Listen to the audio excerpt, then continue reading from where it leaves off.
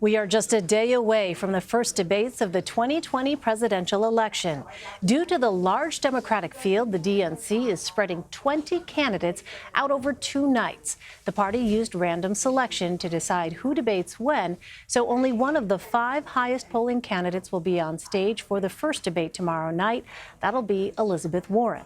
On night 2, you'll see the other 4 polling leaders, Joe Biden, Bernie Sanders, Kamala Harris, and Pete Buttigieg. You'll also hear from electoral newcomers like spiritual guru Marianne Williamson and businessman Andrew Yang. The setup is different from the one the Republican National Committee used when they had 17 candidates in the 2016 election. In their debates, the RNC placed the highest polling candidates in one debate and the lower polling ones in the so-called undercard debate. According to NBC, the host of the debate, candidates will have 1 minute to answer questions and 30 seconds to respond to follow-ups. Candidates will not be allowed to give opening statements, but they will have a chance to make closing remarks at the end of the 2 hours. Joining me now to preview the debates from Miami is CBSN political reporter Caitlin Huey-Burns, and with us from Washington is CBSN political contributor and Washington Post reporter Sean Sullivan. All right, Caitlin, what a lovely vantage point that looks like there in Miami.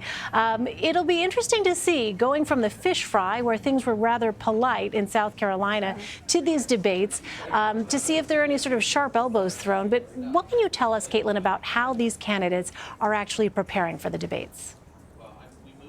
That's right, Elaine. Tough assignment coming to you live from Miami here. But right now, these candidates are really in preparation mode. And no matter how seasoned you are at debating, this is going to be something unlike any of these candidates have ever faced before, just because there are going to be so many of them on stage, 10 at a time, spread over 2 nights. They only have really about a minute, minute and a half to really make their case in front of this debate stage. And they all kind of have to strategize about whether and how to take on one another, whether to keep their focus on Donald Trump or use this as a venue to introduce themselves. Now, you are going to have tomorrow night some people who are more practiced at this, people like Elizabeth Warren, who is used to this kind of thing, and other newcomers, though, who this is their first chance really to introduce themselves to the American people. And of course, on the second night, you're going to have the Bernie Sanders, the Joe Biden, Pete Buttigieg, of course, is also going to be on that stage, Kamala Harris,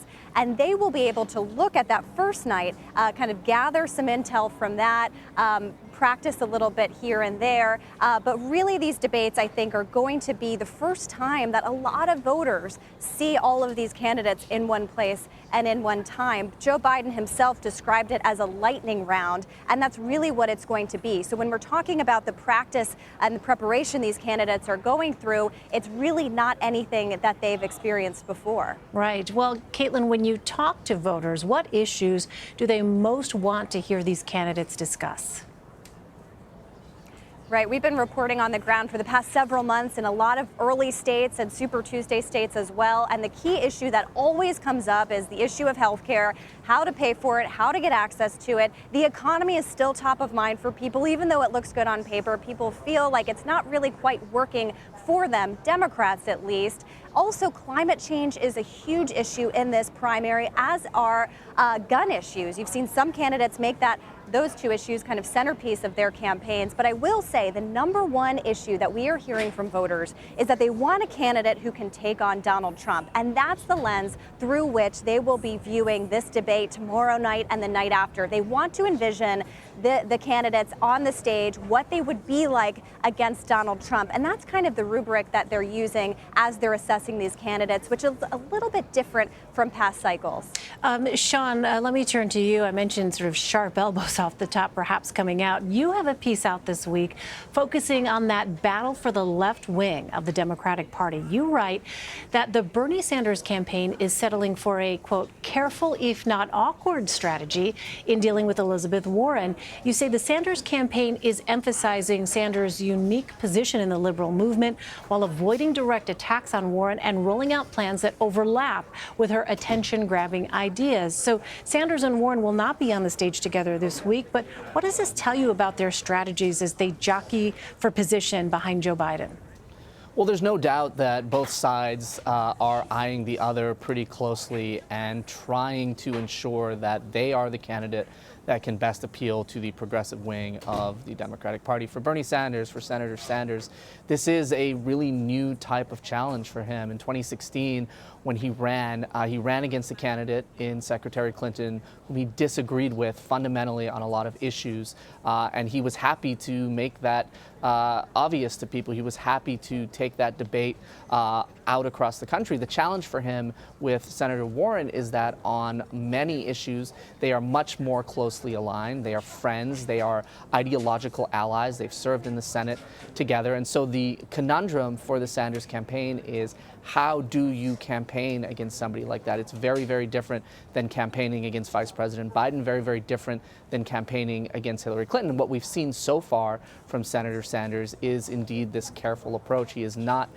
criticizing Senator Warren. He's had nothing but nice things to say about her, but you are seeing a competition of ideas unfold, even though they're not engaging each other directly. And the latest example of that is what we saw yesterday when Senator Sanders rolled out a plan to eliminate student debt. This was something that Senator Warren had addressed earlier in this campaign, but Senator Sanders' plan goes further than Senator Warren's plan does in terms of the scope of his ideas. So both sides watching each other. We're not going to see them on the same stage this week, at least in debates. We might see them in future debates, but there is clearly a battle going on, in the progressive wing, the liberal wing of the Democratic Party right now between Senator Warren and Senator Sanders, and this could be a really, really consequential one as we look at the future of this race. Well, Sean, can you pin down for us what the actual differences are between Sanders and Warren? Well, one of the biggest differences that occurs to a lot of voters who are looking at them is political identity. Senator Sanders is an independent. He caucuses with the Democrats in the Senate, but he is an independent who identifies as a democratic socialist. And he recently gave a speech, a lengthy one, explaining why he's a democratic socialist, what he means by that, the sort of transformational change that he is trying to implement in government. On the other side, you have Senator Warren, who is a Democrat, who identifies as a Democrat, and who is a capitalist and identifies as a capitalist. So that is one big difference that stands out to a lot of voters. And then when you drill down into some of the details, whether it's the student debt plan, whether it's health care, whether it's some other issues, you're going to start to see some more narrow differences between the two of them. So there are indeed big similarities, but over time, as candidates choose between these two, and I've talked to a lot of voters on the trail who say, these are two of my favorite choices. I'm going to have to figure out which one I'm going to support. I think we're going to see these differences amplified more and more as we move toward next year. Well, meantime, there are two new stories out looking at former Vice President Joe Biden. The first focuses on the millions of dollars Biden has made since leaving the vice presidency. Sean, explain what we learned from this story and if you think this will affect his middle-class Joe image. Well, it remains to be seen whether it will affect that image, but what we know is that since he has left the vice presidency, he has made a considerable amount of money. He has given paid speeches across the country. And so, he is not somebody who, at least recently, it seems, is struggling financially. Now, whether that actually matters to voters, whether that will become fodder for his opponents, that remains to be seen politically. But it is a reminder that these candidates pass, the way they make their money, their livelihoods, their professions, both in and outside of government, are going to be vetted very, very carefully in this race, and that voters ultimately are going to have to decide whether this matters to them or not. Well, the second Biden story focuses on his history with the 1994 crime bill. In April, Biden said he got stuck with writing the now notorious bill because he was chair of the Senate Judiciary Committee. But according to the New York Times, that portrayal is at odds with the truth. So, Caitlin, tell us about this story. Right, the New York Times reporting that his experience in dealing with legislation to be tough on crime extends far beyond that 1994 bill, which he has been defensive of in some cases. And why this issue is important for someone like Joe Biden is because, first, it opens him up to criticism within his own party. And we'll be interested to see whether his rivals the night after tomorrow take this as an issue and try to go after him on it. And it also opens him up to some criticism from Donald Trump himself. Now, Donald Trump, when he ran for president in 2016, ran on a tough on crime kind of platform. But when it comes to criminal justice reform, the crime bill, which was criticized for disproportionately affecting African Americans, this is something that the current president, has worked on a bipartisan level to get legislation through. He did that earlier this year. People like Cory Booker and Kamala Harris have signed on to it. So this is an issue that exposes him not only within the Democratic primary, which is having a really open, public, honest and raw at times conversation about race, about crime, about issues that, systemic setbacks, but also for the current president, who is trying to make criminal justice reform also a key to his own reelection campaign. Well, Caitlin, more broadly, what do you make of the timing of these stories about the current polling leader just ahead of the first debates?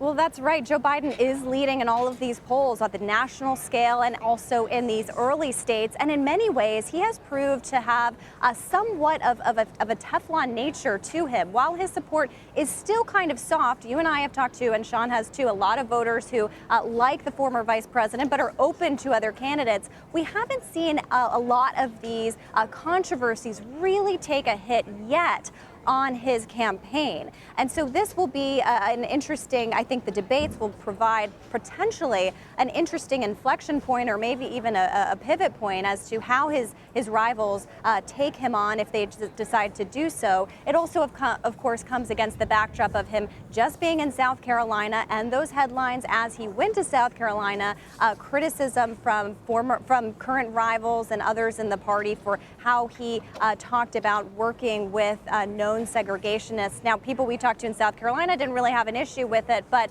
that is something that has been kind of hanging over him all week. He is the front runner. He's at center stage literally the night after tomorrow. So he is going to be kind of the one with a target on his back, so to speak. All right, I want to shift gears a bit. In Maine, Republican Senator Susan Collins is facing a challenge from the state's Democratic House Speaker, Sarah Gideon.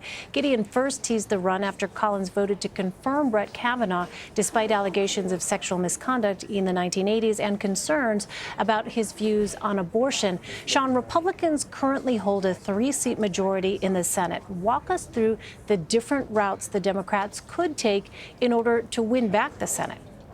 Well, Maine is certainly part of any route that it would take to win back the Senate for Democrats. They're looking at that race as a potential pickup opportunity. Now, over the years, Senator Collins has built a reputation as being a moderate Republican, as being a bipartisan senator. So that's worked for her politically in a state like Maine, which is not overwhelmingly conservative.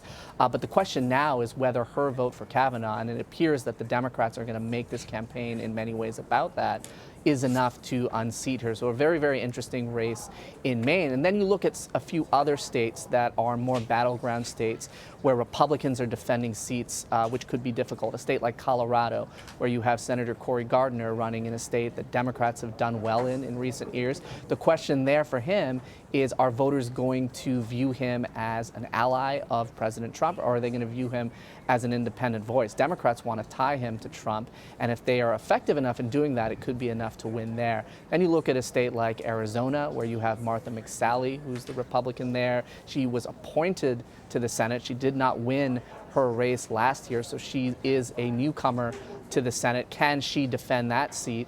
And then you look at a state like North Carolina, which has been really, really interesting in recent years. It's a state where President Trump did well in 2016. You've got Senator Thom Tillis, who has at times sided with the president and has at times gone against him. And so the question there is going to be similar to the question in Colorado. Do voters see Senator Tillis as somebody who has just gone along with President Trump, or do they see him as somebody who's been more independent? Ultimately, that's what this battle for the Senate could come down to, is whether voters view these Republicans in these battleground states as staunch Trump allies, or whether they view them in a different light. That could ultimately decide what happens in the Senate and whether Democrats actually have a shot of taking back the majority in 2020. Right, it'll be fascinating to watch. Caitlin Huey-Burns and Sean Sullivan, thank you so much. And the first debate will unfold over 2 nights in Miami starting tomorrow. We'll have full coverage and analysis from both nights. That starts tomorrow at 8 p.m. Eastern.